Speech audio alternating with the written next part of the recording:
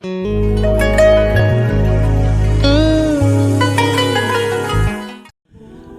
আলাইকুম। আমরা আসছি ১ নং কেন্দ্রনের মোহরডাঙ্গা গ্রামে, নদীর পাশে একটি অঞ্চল। তো এই গ্রামে অধিকাংশ সময়ই প্রায় আমাদের বর্ষা মৌসুম থেকে শুরু করে প্রায় ৫-৬ মাস এখানে পানিতে নিমজ্জিত থাকে বন্যার কারণে। মোহাম্মদ নূর ইসলাম, তো উনি একজন হতদরিদ্র মানুষ।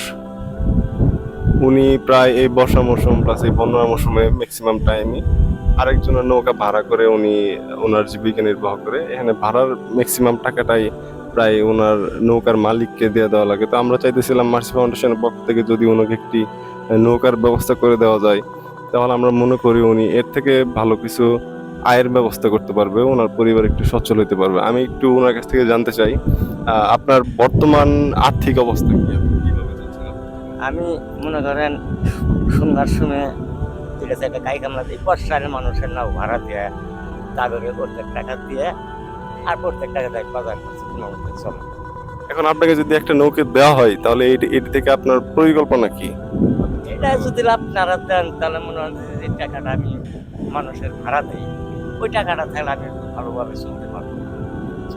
আচ্ছা, ঠিক আছে, আমরা বুঝতে পারলাম। তো আমরা মার্সি ফাউন্ডেশনের সম্মানিত ডোনারদের কাছে অনুরোধ করতেছি যেন ওনার জন্য একটি নৌকার ব্যবস্থা করা হয় খুব দ্রুত। তাহলে হয়তো আমরা ওনার জন্য একটি সুন্দর আয়ের ব্যবস্থা করতে পারবো। উনি হয়তো নৌকা থেকে যাত্রী পরিবহন করে কিছু ইনকাম করতে পারে, পাশাপাশি উনি চাইলে এখান থেকে মৎস্য মৎস্য খাত থেকেও এখানে আয়ের কিছু ব্যবস্থা হবে ওনার।